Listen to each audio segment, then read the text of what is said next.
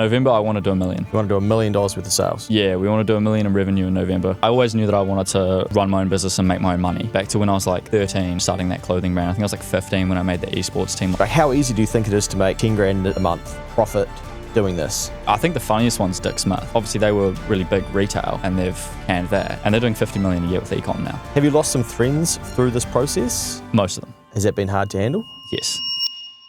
Some people make e-commerce look easy and others certainly do not, but this lad across from me at the age of 21 is making it look pretty simple, and we're here to find out if it is or if it is harder than you make it look. So Blake Evans, thanks for making the time today, mate. Oh, no worries at all. Glad to be here. Come all the way up from Papamoa, is that right? Down that way? Yeah, Pat Beach. Yeah. Down the end. Cool. So how did you get into the space of e-commerce? To be honest, I've always wanted to work for myself. I've always been interested in sort of making money online, the typical Wi-Fi money stuff. Gave everything a go, did the whole clothing brand thing. I ran an esports team for a while. Wow. I had a little social media marketing agency going for a while, and I literally tried everything, day trading, crypto, everything, gave everything a crack and just couldn't really make anything work.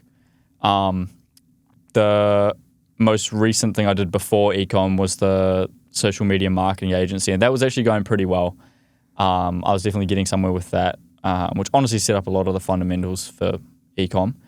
But I just had a mate who started it slightly before I did, and he wasn't doing crazy well with it or anything, but had just started to make some decent progress. So I thought I'd just give it a crack, and it was just, I found it a lot more enjoyable than anything I'd previously done, and there was a lot of crossover with stuff I had previously done as well. So just kept going with it. Within sort of 3 months, I was making, started making money to the point where I could see it was going to be possible if I actually got good at it. And within 6 months, it was full-time gig. So that's sort of that's the story. Nice, simple as that. Well, we'll unpack a little bit. Did it help having that person, or was it your mate that you saw doing it to give you the confidence of, okay, well, I could probably do this too? Yeah, it was just the proof of concept. Because obviously, you see it online, you see it everywhere online, right? And you're like, oh, whatever. It just looks fake. And then you see your mate, and it's even if he's only got a couple sales or whatever, it's oh, I know this guy. If he can do it, why can't I? Type thing. So nice. It definitely helped with the initial proof of concept. Yeah, 100%. And why was it important for you to start something or get into business? What was driving that rather than, is it still traditional to go uni and then get a job kind of thing? Is that what you're encouraged to do at your age? Because you're 21. Yeah, I was very much encouraged to go to uni. I actually have a BCom. I finished uni. Nice. While I was well into ecom when I finished uni, but I was very much encouraged to go to uni, pushed pretty hard to go to uni. But I just hated it, and I think that's probably half the reason I started ecom as well, and trying to make money elsewhere, was because I realized very quickly I do not want to do this for the next 50 years. It's not what I'm interested in. I think times are changing. The whole idea of the typical, go to uni, get a job is becoming, I think, more, not obsolete, but it's just less important, I think. There's more opportunities out there now. So let's skip to then now. You're in your busy season. It's Black Friday, Cyber Monday, Singles Day. How many sales did I miss? There's so many in a row. We had Labor Day. What am I missing? Halloween. Thanksgiving soon. There'll be an early Black Friday one, Small Business Saturday, which will run through to the Sunday, Cyber Monday, extended Cyber Monday, Christmas, Boxing Day, New Year's. So we got 15 of them in the space of 2.5 months. It's hectic. So what sort of sales are you doing monthly, or what's your target for November? What are you kind of doing these days? November, I want to do $1 million. You want to do $1 million worth of sales? Yeah, we want to do $1 million in revenue in November. That's New Zealand dollars? Yeah. Cool. Yeah. And so then you've got your cost of product that you've got to sell. And so then you're working at a gross margin and then a net margin. What sort of gross margin are you playing at? It really depends. Typically, with like your markup should be at least a 3x you want to aim for. So typically, say if your average order value is $100, your COGS would ideally be cost of goods. Would be less than 30. So if you're doing say $1 million a month, before ad spend, you really want to be at like at least 70% gross, and then after your ads, after absolutely everything, you should be aiming for around 25% net. Nice. So for those who don't understand, so you have to learn an accounting degree when doing this. Well, that's the kind of cool thing about e-commerce, right? You have to understand these things. So you buy your product, you then mark it up. So you buy it for 100, you sell it for 300 is what you're saying there. So then your gross profit is going to be $200 because that's your sale minus your cost. So you've got $200 left per unit. Then you've got to advertise it. You've got to pay some insurance. You've got to pay for your vlogs, whatever else, right? And then you're saying, okay, then we want 25 to 30%. Say, we'll say 25% of our original sales price is what we've got to keep as net profit and then pay tax on. Yeah, correct. Yeah, nice one. Okay, so in a month, you want to make more than probably 3% of people would make in an entire year in New Zealand. Yeah. Nice. Yeah. Okay. And will you achieve that in November? I think so. Yeah. How many hours are you working a day at the moment? A day? So I usually get up at about 10 a.m. A bar, like having dinner with my partner and my brother as well, like for maybe 2 hours of my day. I won't sleep till 4 a.m. Wow. Yeah. I can't even do the math on how many hours that is. Okay, so you're rocking about 6 hours sleep. So you got then 18 hours of the day, 2 hours. So you're doing 14-hour days. I'd say roughly. Yeah. Nice. And those 14 hours, like what does it look like for people who don't understand? Because I think people just think, oh, okay, people just get some shit and sell it, and then they make money and they put some stuff on social media and say how amazing their life is. But I'd imagine you're staring at a screen, looking at numbers and all sorts. Yeah, it just burns your brain. Wake up, straight onto Meta Ads Manager, just going over the ROAS, the CPA, etc. from the 6 hours I was asleep. Catching up. That's one thing people don't get is actually it's terrifying to sleep when you're spending that much on paid media because you have one issue with the store, which happens all the time, by the way. Like I've had times that I've like gone to sleep and like the add to cart button will break and then you just like burn $5,000 in ads while you're sleeping. Yeah. But so you're paying for the ad. I'm clicking on it, but it doesn't take me to it. I'm like, I'll stuff this guy. I'm out of here. But you've still paid. You're still paying Meta. Yeah. Gotcha. Yeah. So that's and that's a lot of the reason people ask why my sleep schedule's so weird. It's because I don't want to sleep during peak times where I'm selling stuff. So obviously my time zone's somewhat got to match everywhere else in the world rather than New Zealand. But getting back to it, get up, just a lot of math, honestly. Like, Did you always like math? Or have you had to learn it? Yes and no. Like, I didn't mind math at school. It was it's all right. I don't mind it. Yeah. Okay. Get up. CPAs, ROAS. So it's return on ad spend, cost per acquisition. Yes, correct. Yeah. Go through, work out. I've got a tool that works out the net margin for me with all the processing fees, international exchange fees, etc. But what you're actually doing with the ROAS and the CPA is working it out on the individual ad level.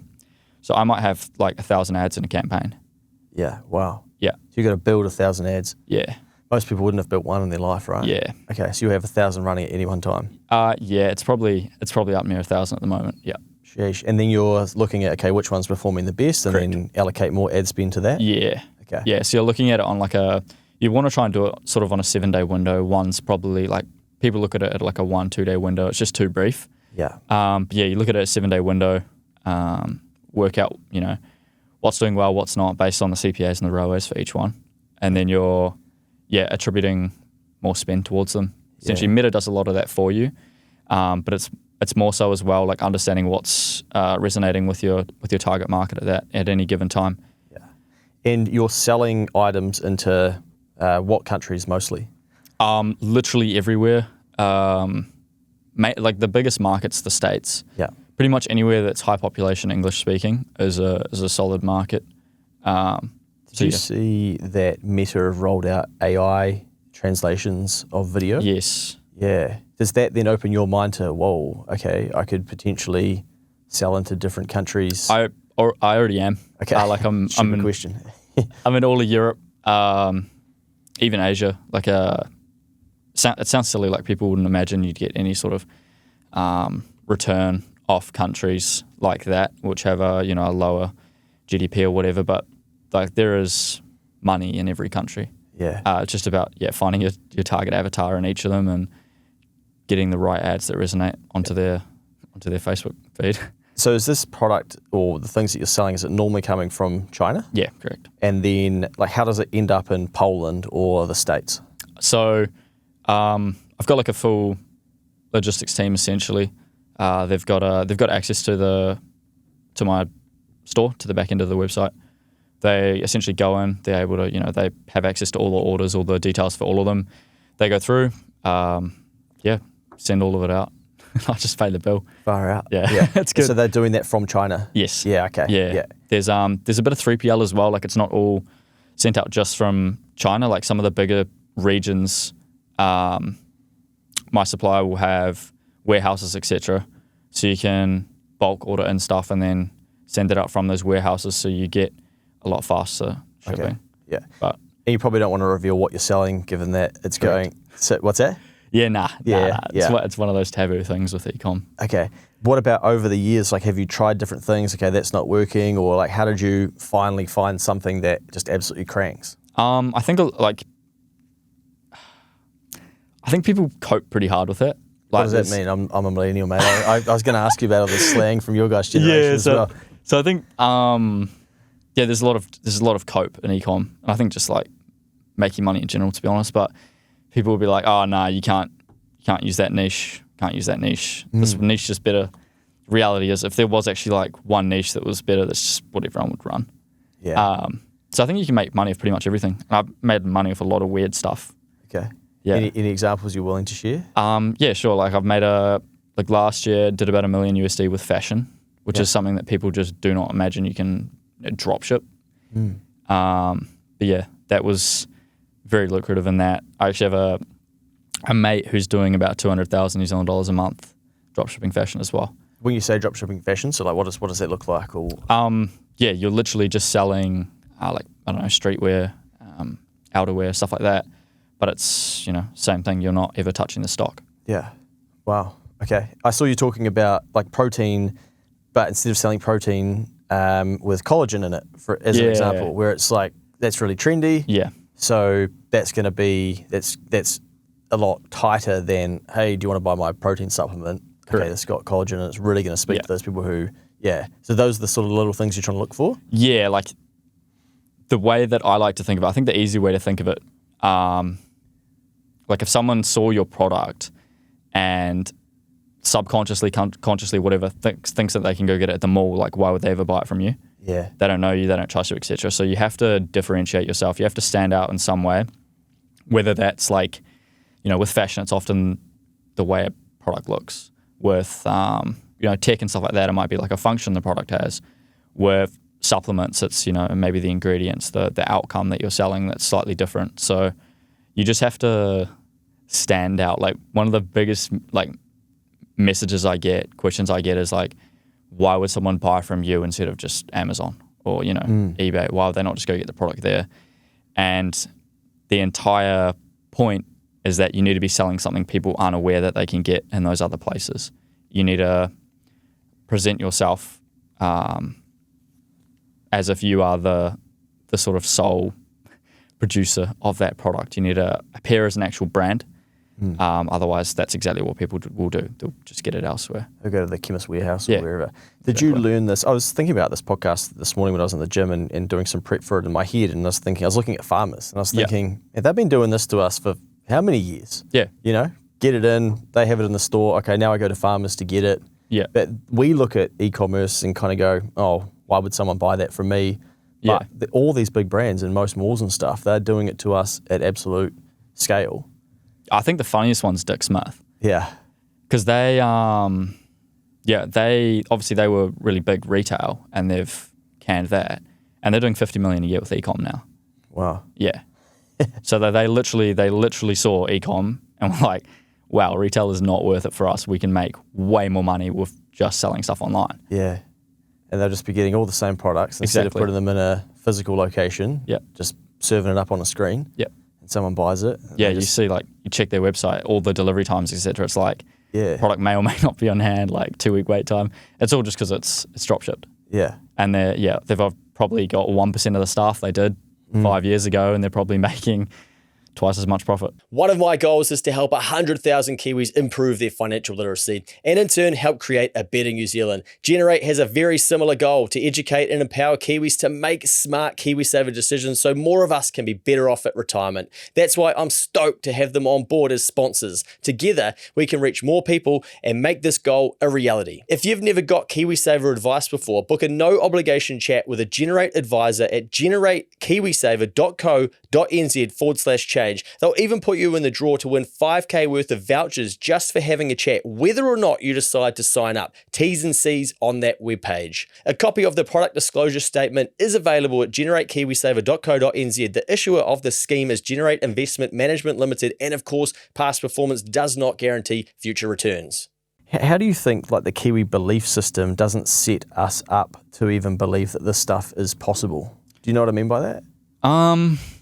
Yeah, I think I do. Yeah. I don't know if it's so much like the Kiwi belief system. I think it's definitely part of it, but I think it's just the way, like, it's just the way we've sort of been brought up and taught that the world works, this country works. You know, it's the classic, like, go to school, get a degree, get a job, or go get a trade, get a job.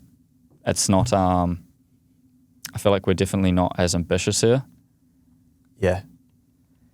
Yeah, I think I would agree with a lot of that. And there's more and more of younger people coming through that are doing stuff and making it look so simple that it has to be, from what I understand of people across different generations, they will probably almost have to dismiss it because it basically just counters what they've believed to be true. Correct. So, 3% of people in New Zealand make over 180K in a year. Yeah.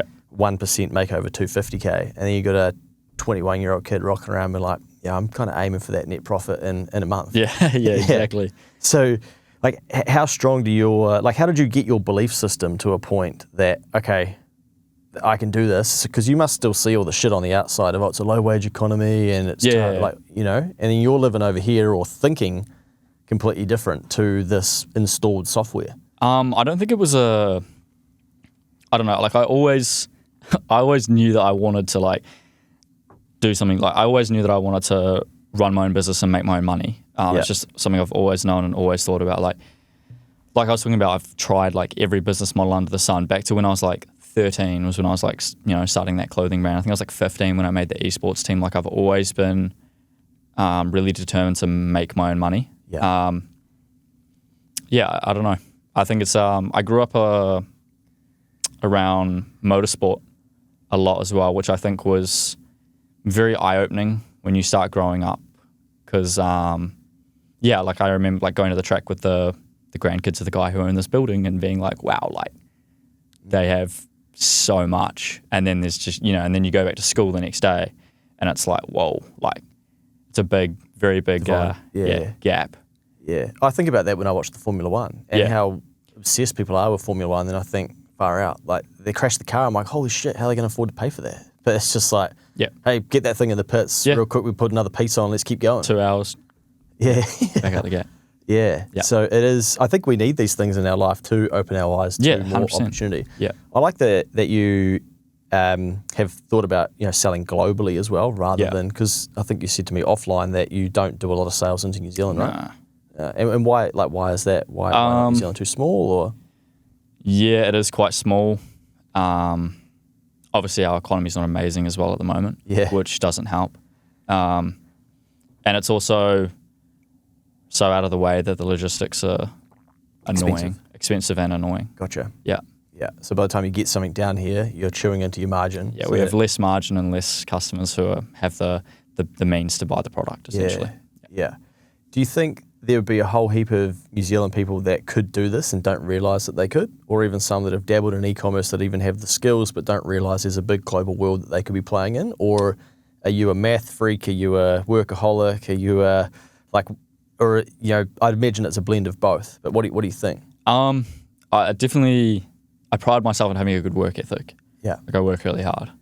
But like I'm not particularly smart. Like I didn't do amazing in school. Like I wasn't a complete idiot, but definitely anyone can give it a crack. Like it's because it is one of those business models where you don't need heaps initially because it's all, you don't need the stock on hand. You don't need to commit to massive purchases before you actually get into it. Like anyone can give it a go. And I think it's one of those things where people get so caught up in like shiny object syndrome. Like one thing that I sort of just spoke about it, how I'd tried like so many different business models and I hadn't really cracked one. And that was pretty much through my own fault, just through not actually sticking to one and getting good at it. Because the people who are good at stuff in every single industry make money. Yeah. It's pretty simple. It's just like, you just got to get good at a skill. There's nothing much more to it. And do you think we don't give ourselves time to get good at something? I think especially my generation, like I think we're so dopamine fried that something doesn't work pretty much instantly. It's, I could be scrolling reels right now and then that's that. Yeah. So how do you, to do 14 hours a day? Yeah.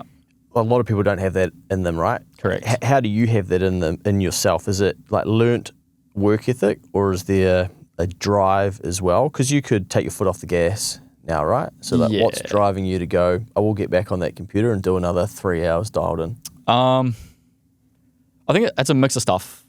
Like when I was, like my parents did a very good job of instilling a good work ethic in me. They did a really good job of that. So I've always sort of, I pride myself on always having a good work ethic. Like I've worked since I was 15, and even when I was starting ecom, I was working full-time at Wendy's, full-time uni, and starting ecom. Wow. Like it was, I was trenching. It was a grind. Yeah. But yeah, I just think it's just been something I've been brought up with, and then obviously I'm also in a position now where it's like because I post on social media and stuff as well. I think there's quite a bit of pride on the line. Like I don't want to let it slip on that front, but then also there's just like I've sort of had a taste per se of like doing well for myself now, and I just crazy anxiety about ever going back to working at Wendy's and, and stuff like that. So it's just something that I'm just very driven towards for a few reasons. Yeah.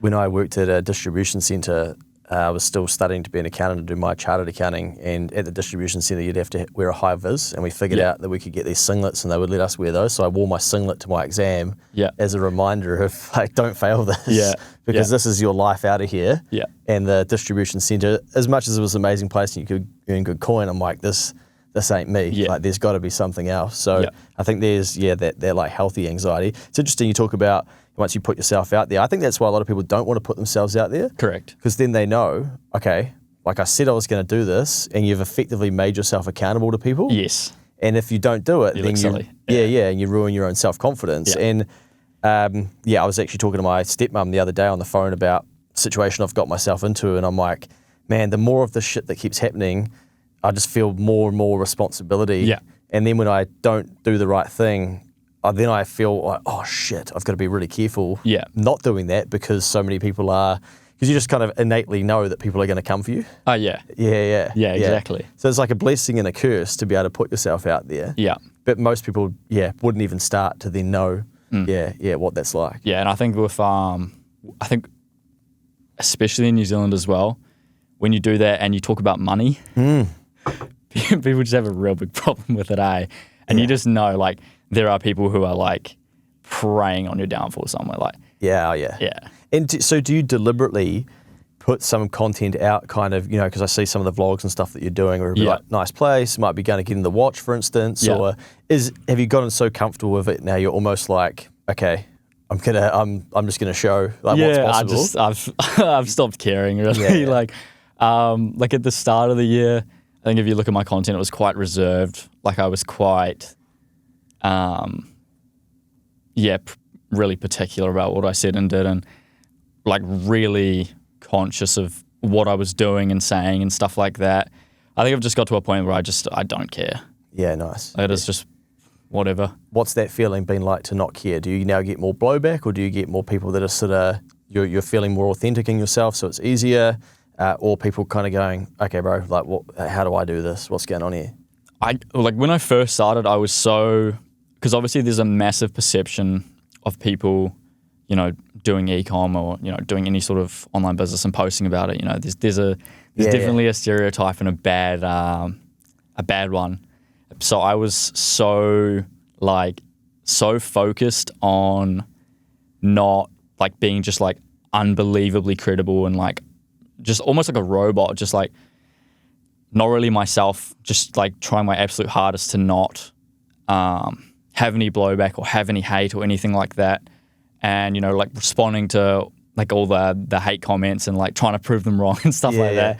And I think I've just got to a point where I've realized like, whether I'm doing what I'm doing now or back at working at Wendy's, there's literally always going to be people who just dislike you. The same people who would dislike me if I was working at Wendy's than they would now. So I think I've just stopped caring, bro. Like it is what it is. Like there's always going to be someone out there who's a bit upset, and there's literally nothing I can do about it. So that's what it is. The sad thing is you want them to do something about it, right? But like they don't want to do it. Yeah. Ideally, it would be great if they could prove themselves wrong. Are you building up more of an international audience now? That's sort of why I've started more with the YouTube stuff. Like I've been trying to pump more content on there because, it would be, not that I don't love New Zealand, but there is a bit of a, tall poppy syndrome and stuff like that. So it is, I'm just trying to branch out a bit and see where we can take it really. And so did that kind of bring you to teaching other people how to do this? It seems to be a little bit of the journey for people, like myself included in some ways. You start doing something quite well and you think, okay, I could teach other people this and make a dollar that way. Exactly. Like it is, it's literally just another income stream. Like it's just another way of, leveraging the same information that I already know and making another income stream off of it. Obviously, you've got your background in accounting as well, so I'm sure you can imagine there's a few perks to posting the stuff with the cars and stuff like that as well.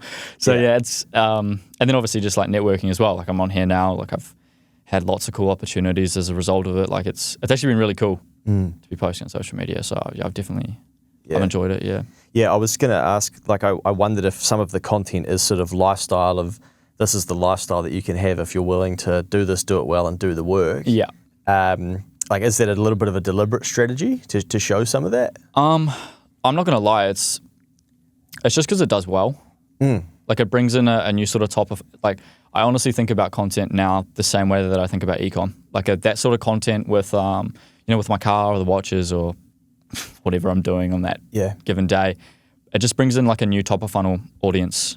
And then I obviously post the informative content as well, where I'll break stuff down and go over meta campaign strategies or different creative concepts and stuff like that. And then it gives me an opportunity to then educate that top of funnel audience on some more ecom related stuff. Like, realistically, if I just posted the informational sort of content, I'd have like a 10th of the following I have now. Like, it's just, Yeah, it would almost, like, I probably lean way too much into the informational, like, here's the answer, here's what you need to do. Yeah. And, the example for me would be I could do a breakdown on how to get your KiwiSaver or bank balance to 100K, right? Yeah. And then I could just post a photo of my KiwiSaver at 100 grand and someone would be like, oh, right, how'd you do that? Yeah. So, oh, fuck.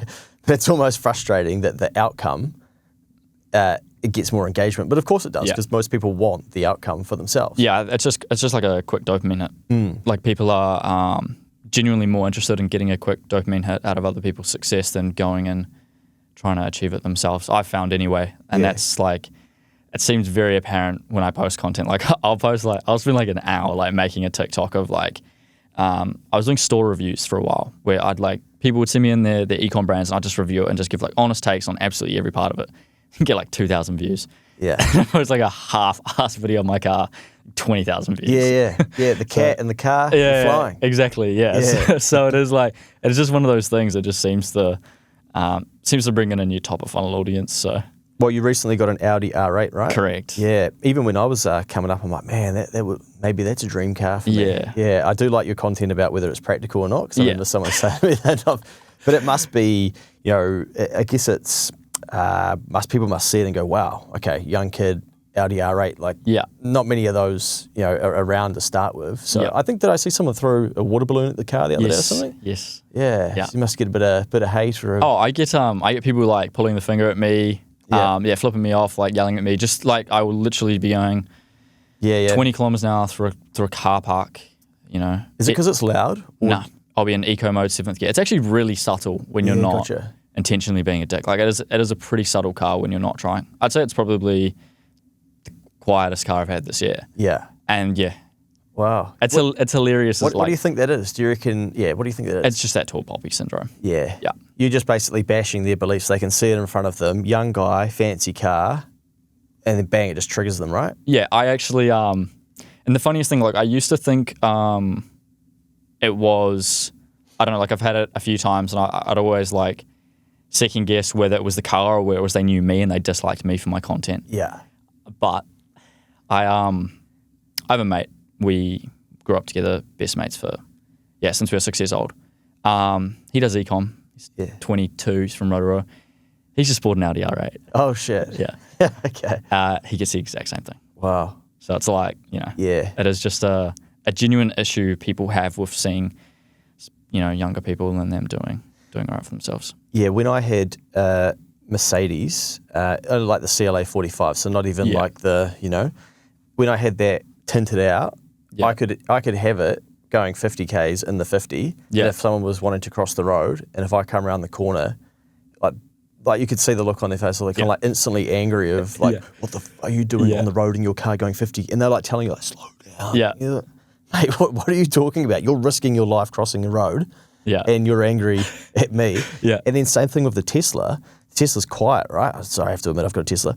But once I took the tints off, less. Really? Yeah. Which I don't know if there's maybe just more Teslas now, but sometimes people would get a fright by it. But I would have my speed like set to 45, so there's no way I would be speeding.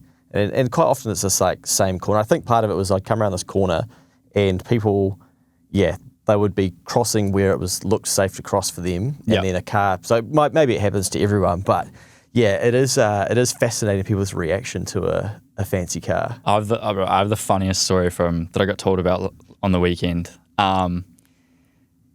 The police in like the Tauranga area, they must have caught on to sort of who I am, what I have. Yeah. Apparently, because I had a mutual whose brother works for the police. And apparently that's like a big thing back at the station, like, oh, daddy's money, you guys got yeah. But they follow me home. Yeah. They talk about how they like follow me home and stuff. Wow. Yeah. So the cops are doing that. Yeah. And like I got pulled over the other day, admittedly. First speeding ticket I've had in 3 years. But I was just cruising down the toll road. If I was speeding, it might have been like 2K over. Yeah. And I have a radar, a really good radar as well. Didn't go off. There's a cop facing the wrong way on the side of the road. On my side of the road, but facing the wrong way. Like the camera wouldn't get me and the radar didn't go off. Pulled over straight away. I was like, okay, can I see the radar? Can I see the reading? No. And then he goes, is this your car? Wow. Yeah, and he goes, what do you do for a job? Like, you could tell he was genuinely pissed off. Yeah. Yeah. Interesting. Yeah, what did you say? Should have said I just told him, straight up. Cleaner. I was like, yeah, it's my car. What do you do? I just own a few businesses. Yeah. Far out. Yeah. Oh, the heat. I would worry if I were you at your age, like that's only going to get worse. That's probably you must have those thoughts of, do you keep putting yourself out there? Yeah, it definitely crosses my mind. Like content isn't something I want to do forever or maybe even for much longer. Like I've really enjoyed it and it's been good, but I definitely can't see myself doing it for more than a few years. Like it is something that I ideally, like it's not something I depend on and it's not something I need to do. Hey, let's go then to some practicals in terms of if somebody wants to start having a crack in this space, where do you normally tell them to start? Just as much free content as you can consume, really. There's a lot of misinformation online, I'm not going to lie. But it is it is somewhat easy to weed out as well. Yeah. Anyone who's like LARPing affiliates and stuff like that in a video is probably talking shit. There's some genuinely some really good free info online. You don't need anything more than that. I didn't pay for any course or mentorship or anything like that. It was just genuinely, I like to say, it was genuinely just riding the bike. You don't, only so much you can read about riding a bike, but when you start actually riding the bike, you get pretty good at it. Do you find that people worry about shit that they don't need to worry about? That's the thing that stops it? Massively. Yeah, because I actually went to an e-commerce workshop this week, and the questions that were coming through at the end of it, I messaged the host after. I was like, I don't know how you have the patience, but the things these people were worried about. Yeah. I'm thinking, far out.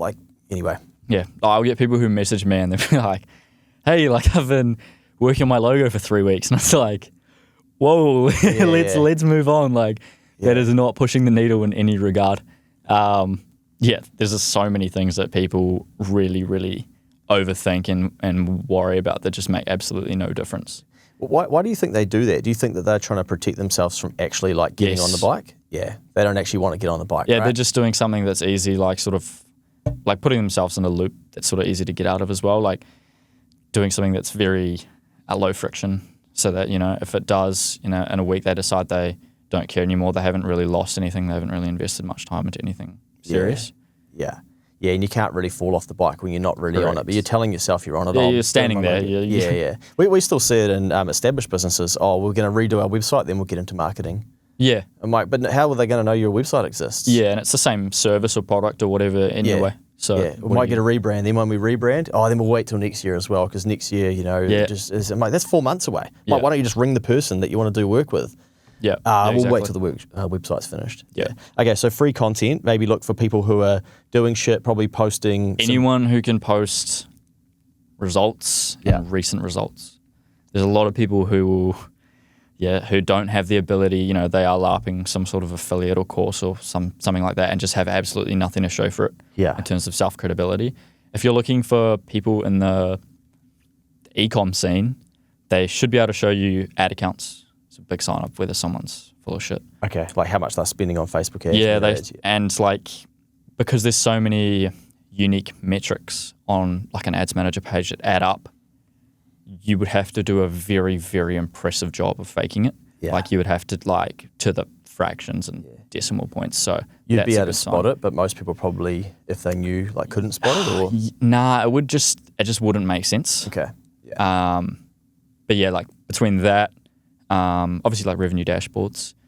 Another interesting one as well I see with people who are hosted on Shopify is the plaques. Oh yeah. You cannot buy a fake plaque. You've got one in the background of your videos, right? Yes. Okay. Yeah. How do you get one of those? 10,000. Oh, there's different levels. So the one I've got is 10,000 orders. 10,000 orders. Yep. that you ship. There's one for 100,000 orders. There's one for 1 million orders. So if you look at a guy like Davey Fagati, he's got all of them. That's the Aussie guy. Yeah. And then if you look at your average person on YouTube trying to flick off some affiliate deal or whatever, they don't have one. Yeah. I see. So Shopify send them out to people who have done high volumes of orders to kind of prove that credibility. Correct. Yeah. Yep. Okay. Yep. Yeah. Nice. And you just subtly got it sitting in the background. I've actually about 3 days away from having another one. No shit. Yeah. So then they'll have 2 of them. Okay. How many orders have you fulfilled to get that one? So the first store now, you get it for 10K. Yeah. So that was a 10K plaque. That store's done about 25,000 now. Nice. This newest brand I'm running has done about 9,200. And I'm doing about 300 orders a day at the moment. Wow. So you'll get another one of those. Yeah. So you have 2 there in the background. Correct. Of the video. Okay. Yeah. So free content, ad accounts, you're looking for people who aren't talking shit. I imagine most people would get stuck at, okay, I've got to get something from China. I've got to find something. Yep. Do people overthink that piece, or is it easier than what people realize? What would you say? Yes and no. There's a considerable amount of research that goes into finding something that's worth your time, but it's more like fundamental stuff that people just like don't even consider. Like we spoke about, like with the unique selling points, like you've got to fundamentally have something that is unique, that stands out. Like if you look at the biggest success stories in business, it's typically just like a really common mechanism with a large total addressable market that's just slightly differentiated. Yeah. Like if you look at the iPhone, for example, which is, they took a BlackBerry and they put a screen on it, made a touch screen. If you look at like Audi, that's $1 billion brand now. They took a hoodie and they made it a little bit longer. Yeah, It's just, stuff that's slightly differentiated with a large total addressable market is what is really going to do well. I think people, when they start, they try and reinvent the wheel a bit. Yeah, I reckon it's a little bit of a problem in New Zealand where because we don't have a lot of people, then if we see something that's been done, we kind of think, okay, they've done that, I can't do that, I've got to come up with this crazy new thing rather than, the market is saying that works, I could do it better, or I could do it differentiated. Exactly, like the market is saying that this works, I like this product, but they could probably do this better. And then now you've got your idea. In like when you do accounting training from get coaching in the States, like often what they tell people is just pick a niche and just be an accountant for dentists, for physios, for e-commerce. Yeah. Whereas that's so not the New Zealand way because we don't have the volume of it. We'd be like, oh, well, that's like how, I wouldn't say no to that person. I better do it anyway. Yeah, that's honestly the best advice I probably ever received from my accountant was stop trying to be good at more than one thing. Yeah. Because I went into a few like meetings with the accountant or whatever, and I was like, like trying to educate myself more and trying to sort of be an accountant myself. And he's like, dude, like, you don't need I'll do my job. You just put like all your time into being really good at your job.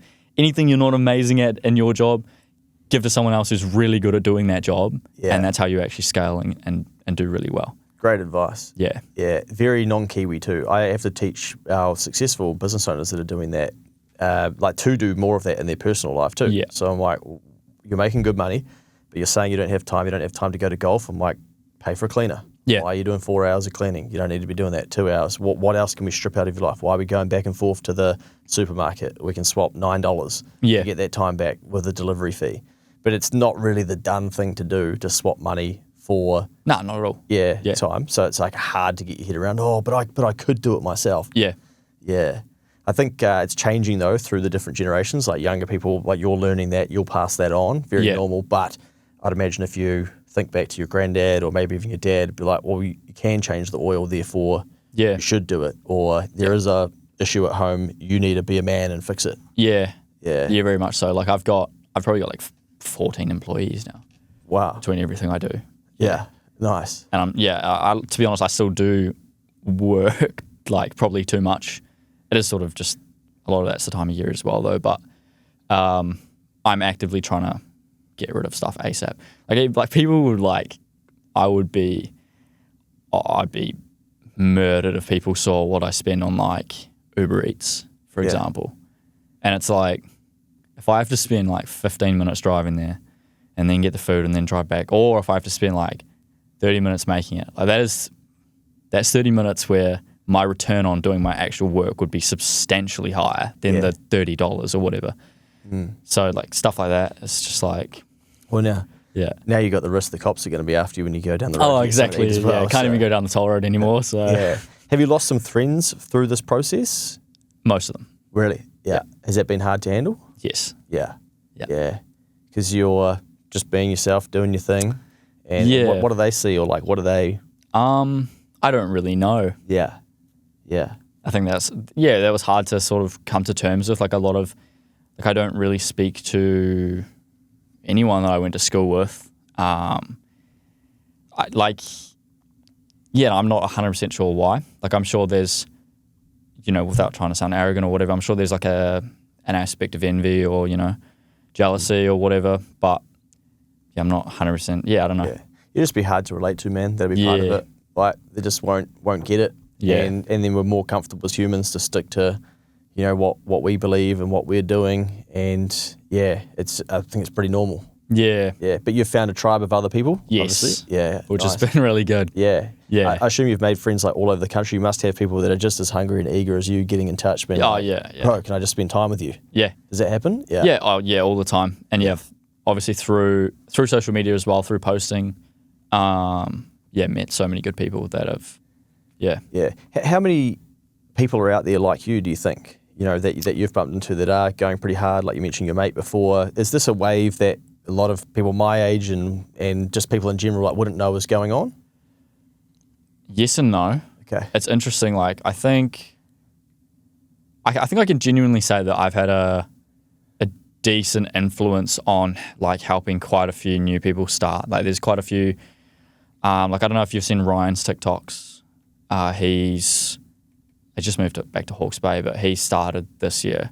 He just bought his first house. He's just turned 21 today, I think. But there's becoming more and more, and I think, one thing I'm happy about with the content that I'm posting is that it is getting talked about more. It's getting a bit more normalized.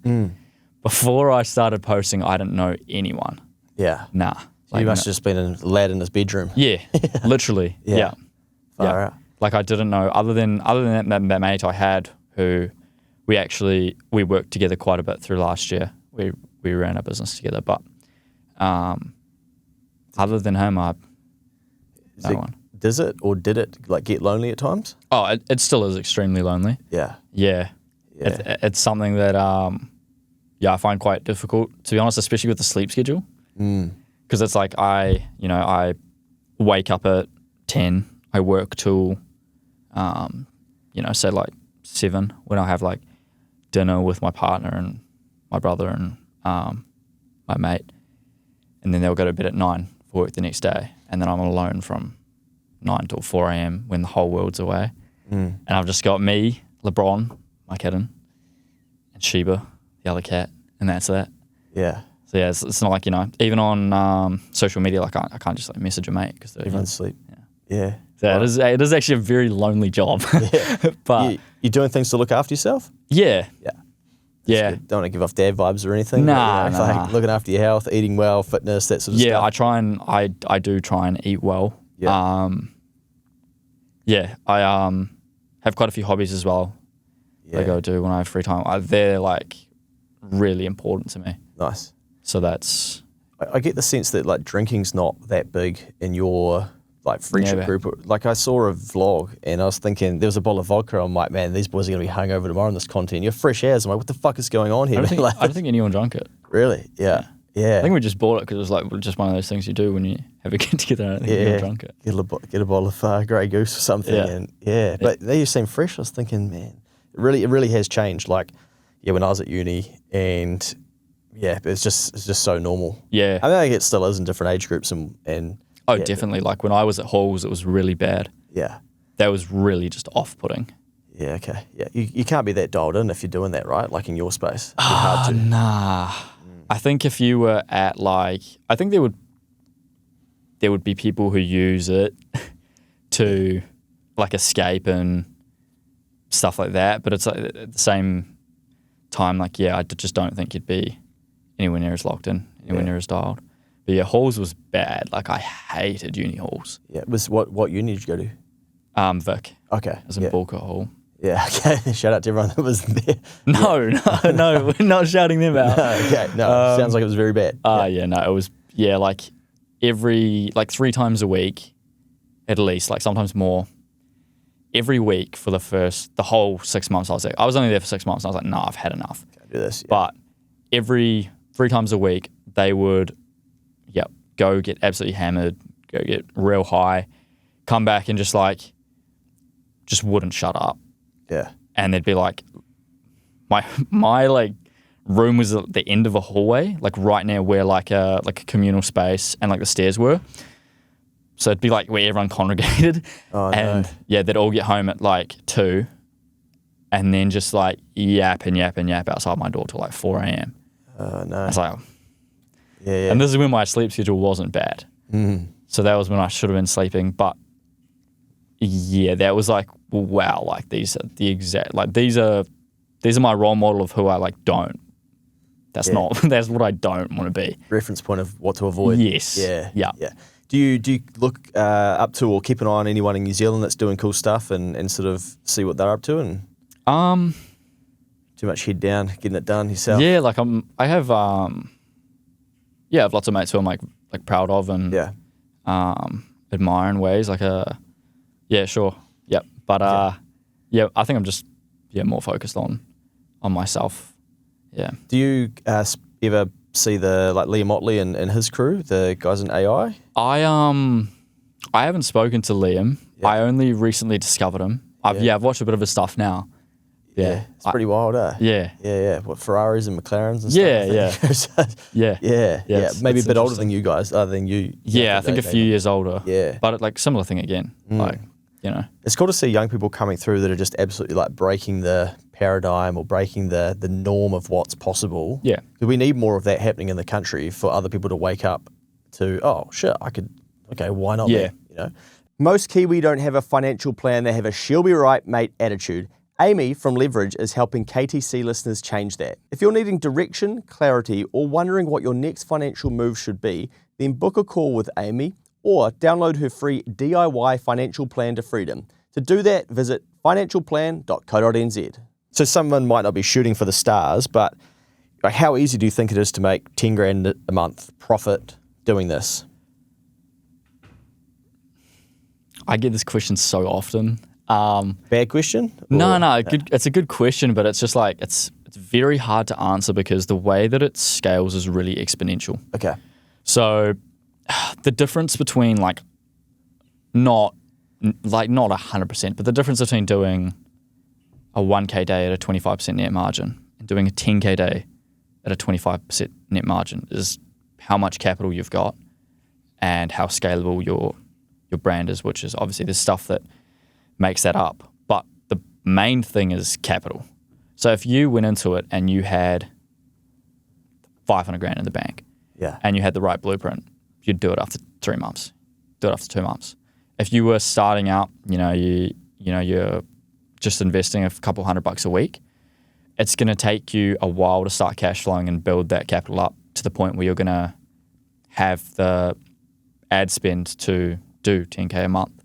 So it really depends on your situation. I think from what I've seen recently, from the people I've worked with here that are starting fresh, from a absolutely zero background, 3 to 6 months.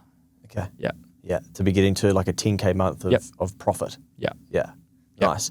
So when you talk about capital, because people forget, right, you've still got to pay for the goods to be manufactured or get them to then sell them at a margin. You've then got to pay Meta for your ad spend. Yeah, you might be able to put some on credit for a little bit, but I think it takes time to get that credit allowance, right? They just keep sucking it off of your, out of your account or off your credit card. Yeah. So and it's there's also, there's ways to go about that as well. But the biggest thing for me from being able to, when I started doing well with the e-com, just sold my car. Yeah. Because I very quickly worked out wow, okay, I'm making $100 a day because I have $50 a day to spend on it. If I sold my car, I've then got $300 a day to spend on it. So I'm going to make more money back. Nice. But then the other mate I spoke about, for example, just slowly built his way up. Yeah. Because your profit's always locked in the stock that you're holding, right? For a lot of e-commerce businesses or stock, carrying businesses, they forget, correct. You do well, and then you go and buy another batch or keep buying more stock to keep selling. So sometimes it can be hard to unlock that cash, and that's why you've got to do it at profitable margins. Otherwise, it just will probably infuriate people. Yeah, and you've got to, especially with how exponential it is, sort of like I said, when you start scaling really aggressively, all your cash flow is just going straight back into it. Yeah. So for me, I was very profitable for probably 10 months, maybe even a little bit longer before I bought my RS3. Because I could have bought it maybe after 3 months, if I was an idiot, but it would have hampered my business. So I had to get to a scale where I could then afford to take money out. How did you learn about delaying gratification? Because most people would see that and go, I'm doing well. This is what happens in most SMEs. They go, I'm doing well, I'll go finance a Ranger now. But they do it after one good month in business rather than, you've gone, if I sell my car, I get cash, I put it into this, I'll get a flashy car in the future. Yeah. It's just going to take time. I don't know. I think it was just thinking bigger picture. Nice. Once again, I think mum and dad yeah, like they were quite helpful in regards to steadying my hand a bit. Yeah, nice. Yeah. We need that. Yeah, they were. Yeah. Do they worry about how hard you're working now? No. No, not how hard I'm working. They worry about me in general. Yeah. It's still, I think they don't really comprehend it at all. Yeah. Yeah. I suppose it would be. Yeah. What are you most proud of through this journey so far? I think now I'm able to help the people around me like a lot. Like I think giving back's more fulfilling than anything. Like I'm not gonna lie, buying the RS3 versus buying the M4 versus buying the R8 versus buying the watches, feel like the dopamine actually just goes down. Yeah. Like each time's like when I flew down to get the R8, for example, went down to Christchurch. That's a big deal for, anyone. And I got there and I was actually more like, just like, okay, I've just got to make sure I get the car home and, make sure the insurance is all sorted before I leave. And like, it was more of a feeling of relief, like I've done it. But giving back to people, I always get the same amount of dopamine. Like it's always cool. Nice. Yeah. So, what do you think that tells us? I don't know. It's not something, not necessarily not something I expected, but it's just not. I didn't think it would be as rewarding as it is.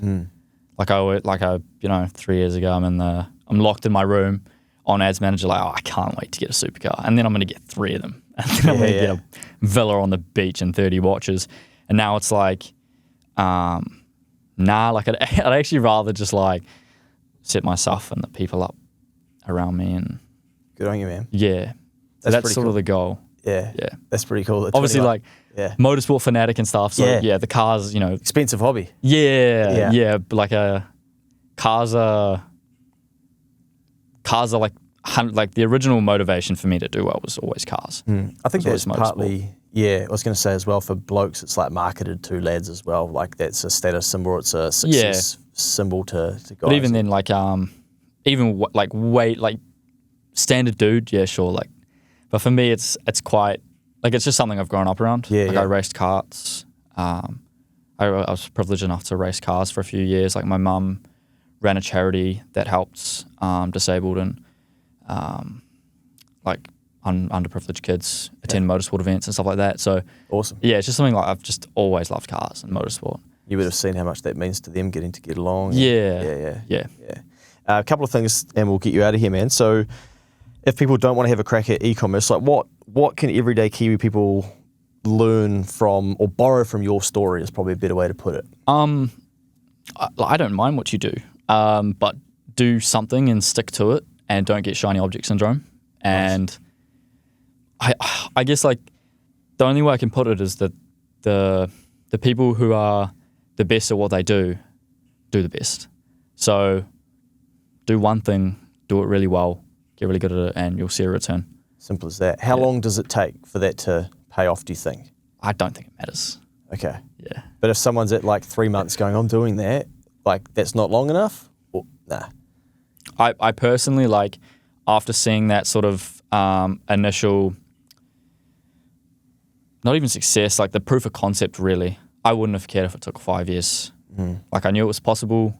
And, once you do get that proof, like I think the hardest part is getting that proof of concept. Yeah. Is getting good enough at something where you can actually see, this actually is going to work. Yeah, very hard to beat that feeling out. Yeah. Yeah. The first sale, crazy feeling. Yeah, but like once you get that, I don't think. Yeah, I would have been happy if what I've achieved now took 10 years. Yeah, because when you go from 0 sale to 1 sale, you're still leaning on, is this right? Will people want it? Yeah. I think I'm on the right page. When you get that first sale, then bang, I now have data. Yeah. I was right. Yeah. And then it becomes, how far can I push this? Yeah, it's okay. This has worked. Your mind just like expands. It's like, this is a real thing. And then you look back at it and you're like, I'm actually not very good at this yet. And I've actually still managed, like someone has worked 40 hours this week, got their paycheck and bought my thing. Yeah. It's like I've just competed against Nike and Louis Vuitton and Apple, and someone has chosen to buy my thing. So if I got really good at this, I could probably get lots of people to buy my thing. And that's where it's like, for me, obviously, like it's good money and that's cool, but it's a game for me now. Like I'm just playing a game. Like it's like how good can I get at this? Like what more can I learn? Like how can I do a better job of this, and this to get this result? And you know, if this result means X dollars in a bank account, cool. Like I cared about that a lot when I was starting, but now I don't really care. It's like I'm trying to win these little battles for me, and that's where I get my like dopamine from in my work now. It's really common. Yeah. Like that true entrepreneur is doing it for more than just the money coming in. Exactly. It becomes a game or a sport. Yeah. And given that you came from motorsport, it's probably the same principles, but then applied in a different arena. Yeah, I think I'm just very competitive. Nice. And very competitive, and I think I definitely pride myself on working hard as well. So I think when you have, you're competitive and you can work hard, you'll probably go pretty far if you stick to something. Bit of a cliche question, but 5 years from here or into the future, what can you see? I don't know. It's just not something I've really thought about. But like ideally, like dream situation, like I'm trying really hard to invest money at the moment. Nice. Like trying to put money away and sort of set myself up, and I'm in a very advantageous position. I'm fully aware of that. So just capitalizing on it, making the most out of what I'm doing, and like business wise, I'd like an exit for the brand I'm building now in the next 5 years. Wicked. Like personally, I'd love to settle down and start a family and stuff like that. Good on you. Nice. Well, I feel very old when I look at some of your social comments because I've got no idea what the hell is going on in them. So I'm seeing like W this. W. Yeah, that's a win. W podcast. Yeah. Okay, wicked. Okay, then this is goated as well. Like wicked. Yeah, okay, good.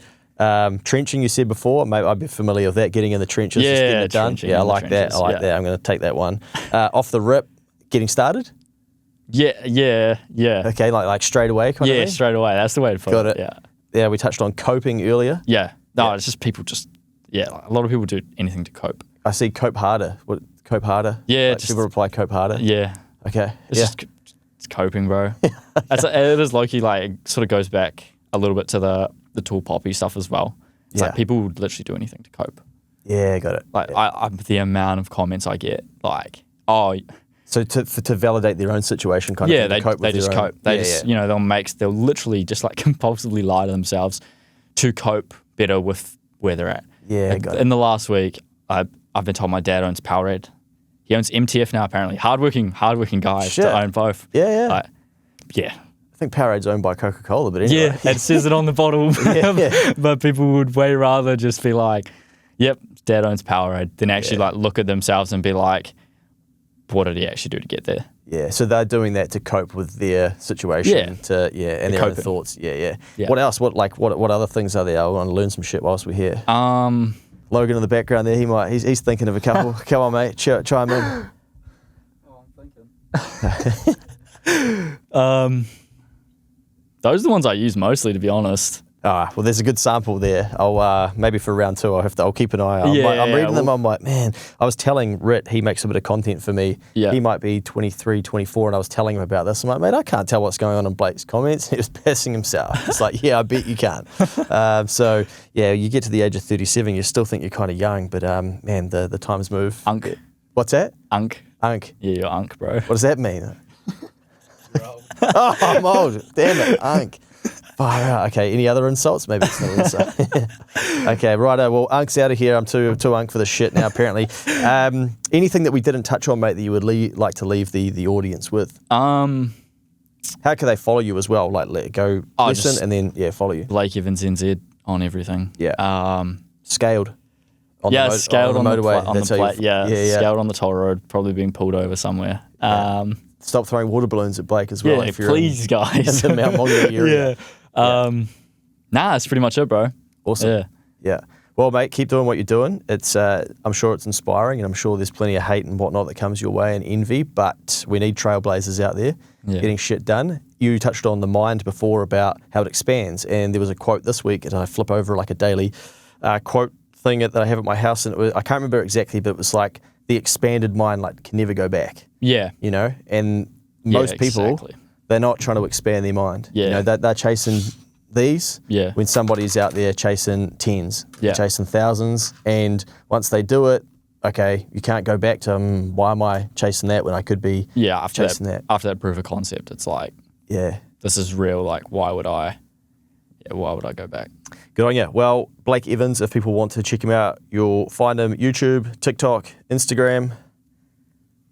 What other platforms am I too to remember? Nah, you got it all. Okay, right. W. Goated pod. Goated pod. Nice, bro. That was epic. Awesome. Good fun, mate. Well done.